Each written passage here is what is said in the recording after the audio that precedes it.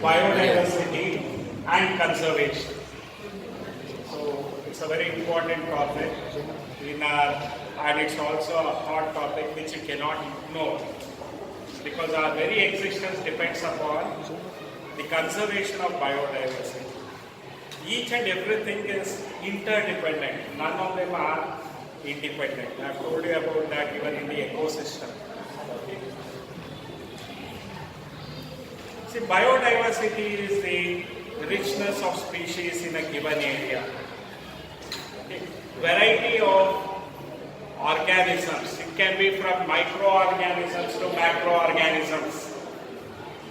Biodiversity is the richness of species. So the sum total of genes, species and ecosystems, all of them together we call it as biodiversity. The term for the first time biodiversity was introduced by Edward Wilson. He uses this term biodiversity. Biodiversity is a condensed word of biological diversity, which includes both flora and fauna, microorganisms. Okay. So if you just look into all this aspect of it, you would appreciate the biodiversity and the need to conserve them. Why should we conserve them? Today, there is monopolization of species. Only Homo sapiens sapiens has dominated the earth. Forest areas are disappearing. And with that, many species are becoming extinct. It took millions of years for so many species to evolve, and it is taking just a decade of years for them to be extinct from the earth. Many of them we have not studied. Whatever we have studied, so nearly 1,20,000 species of plants and animals we might have studied. We have recorded it. But there is a rough estimate. People say that there are around 15 to 40 million species. Scientific estimate, they say around 7 million species are there on Earth. But we know to recognize only one species, Homo sapiens. We are also an organism, we should understand about that. And in this ecosystem, there is what you call it as the differences are there. Now, biological diversity, they can be of three types. One is the genetic diversity, based on their genotype, genetic makeup. You know, in Mendelian principles, you have studied about phenotypic ratio, genotypic ratio. Genetic makeup. We are not worried about the external characters, internal characters of them, the genetic makeup. So there is a huge diversity of genetic makeup in a single species. We can see that in this classroom. Homo sapiens, each and every one of us have large number of varieties. They might be short, tall, curly hairs, wavy hairs. A lot of differences are there. You might be resistant to a disease. Some other person might be vulnerable to a disease. Okay? So there are differences in each and every human being that is present here in the classroom. So when you are talking about genetic diversity, we are talking about the different types of occurrence of genes in a given species, in a single species. So there are huge variations. They give examples, like there is 50,000 varieties of rice. You know about only how many varieties? 5 to 6 varieties of rice you might be knowing.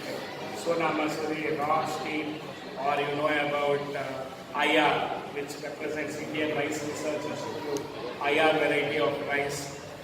Okay. So you know around 5 to 6 varieties of rice, but there are 50,000 varieties of rice based on genetic variations. They are the same species, Oryza sativa, but they have 50,000 variations in the basmati rice. There are a lot of varieties of rice that you have. Okay. Then there is mango, and we might have tasted around 20 varieties of mango, but there are 1,000 varieties of mango. Based on their genetic variations, all of them belong to the same species, Mangifera indica. But 1,000 varieties are there. And we know around 20 varieties which are commercially quite popular, we are consuming them. But we are not aware about the remaining species. We have to conserve them, isn't it? Or else we'll lose it forever. We have so many varieties, and being the main reason for all the disappearance of these varieties, we should conserve them. So you should understand about the 50,000 varieties of rice and 1,000 varieties of mango of the same species. Why is there so many varieties? Because of genetic diversity. Now, species diversity in a given ecosystem, you can roughly take this artificial ecosystem. Here, Homo sapiens is there. There are ant varieties. There are the trees. Large number of varieties of plants are there. Butterflies. Variety of monkeys are there. Rats, rodents, squirrel. Within this biodiversity itself, you can record so many varieties of species. But in a natural ecosystem, you can record much more diversity of species. Richness of species in a given area is nothing but species diversity. We discussed about genetic diversity, which takes place within one species. Species variety, many species occurring in a given area or a geographical area. So that we are talking about as genetic diversity. Okay. Then what is the ecological diversity? Different types of ecosystems are there. You can find the Sahara Desert. Is it Sahara or Thar, Rajasthan? Sahara.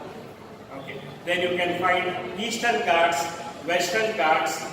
You have the Eastern Himalayas. There is dry deciduous forest. You also have Cherrapunji where the maximum rainfall takes place. So you find all variety, wetlands are there. Maximum varieties of ecosystem is found in India when compared to Norway, which has one or two varieties of ecosystem. So ecological diversity, based on the type of ecosystem, the plant species and animal species, microorganisms, they all vary. What you find in a desert, you might not be finding in a mesophytic forest. So you should understand about that. Or what you are finding in a freezing conditions like Himalayan mountains, that sort of vegetation or animals you might not find them here. So there is variety of ecosystem, which we call it as ecological diversity. So when we are discussing about biological diversity, it includes species diversity. First one is genetic diversity, species diversity. Third one is the ecological diversity. You might have wetlands, estuaries, mangrove forests, suitable forests, coral reefs. All this, most of them you can find in India also. Desert ecosystem, tropical deciduous forests. All these are the types of ecosystem. So how many species are there on Earth and how many in India? We are concerned with that. This is around 5 to 6 years back when they had this syllabus. It is not updated to the present. This data is a little late, maybe 5 to 8 years back. This data might have been recorded. IUCN, and you should remember, it is International Union for Conservation of Nature and Natural Resources. IUCN, International Union for Conservation of Nature and Natural Resources. So according to them, 2004, they have given this data, this is 2018, 14 years before, they have said, still then, the recorded, studied types of plants and animals is 1.5 million. 1 million is equal to 10 lakhs. So 1.5 millions of plants and animals are in the biosphere. Biosphere is that part of the ecosystem where living organisms are found. 1.5 million we have studied, okay, of which Robert May, based on scientific study, has said that 7 million species might exist on the earth.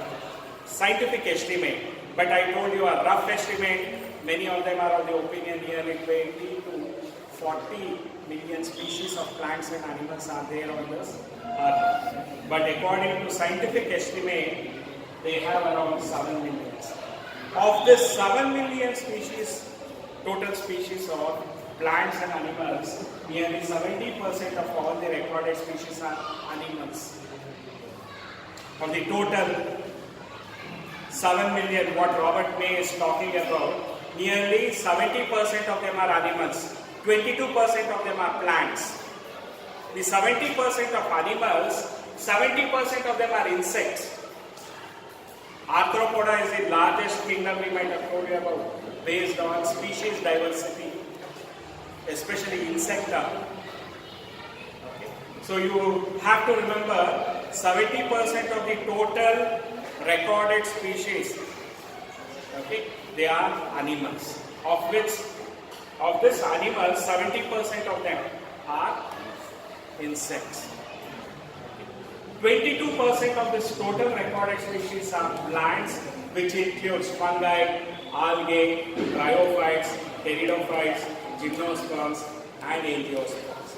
So very less variety of plant species when compared to animal species.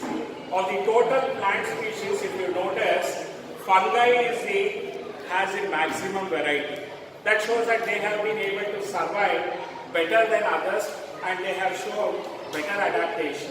Fungi are, most of them are saprophytic. Isn't it? You know about fungi. So kingdom Mycota or Fungia. So many varieties are there. Majority of plants are fungi. Okay. So that you have to remember about.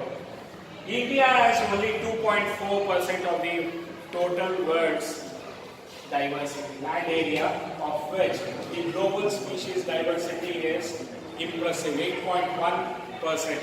Hotspots of biodiversity in India. They might ask you even for NEET examination. Western Ghats and Eastern Himalayas are the hotspots of biodiversity, hub of biodiversity. See, we have exotic species, endemic species. What is exotic species? See, which are foreign varieties, which are not found in this geographical area. Endemic species are found only in this place. They might have got distributed elsewhere, but their origin and spread is found in this region. Like when I say Mangifera indica, it is an endemic species of India. That's the reason we have indica. Ficus bengalensis, endemic to Bengal, which has spread to other parts of India. Felix bengalensis, Bengal tiger. Okay. So why we are using that term? They have originated and endemic to that particular place. Endemic is located at a particular place. Okay. Exotic is, this is not a native breed and this has been, like outside we might have taken, like Holstein Friesian cow or white leghorn, the variety of poultry I am talking about, white leghorn, they are all not native of this country. Okay. So you have to remember about it. Whereas the cockfight, the seal that they use, the bird, it's a native of this country. It is endemic. So you have to remember all this endemic species and exotic species. So I just told you about, even though our land part is just 2.4 of the entire world, we have nearly impressive amount of 8.1% of species diversity. Global species diversity, it is in India. But in South America, it would be more. The rainforest where they have, it is more in number. Okay, but India has an impressive 8.1%.